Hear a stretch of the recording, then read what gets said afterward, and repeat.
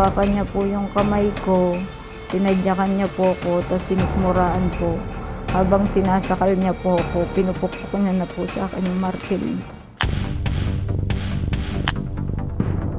Napagulong na lang po kami sa pag-iiyak, lalo po yung nanay ko napagulong din po kasi nga hindi akalain namin na gano'n. Sana po mabigyan lang po ng hustisya yung nangyari sa akin. Huwag na po sana siyang magtago.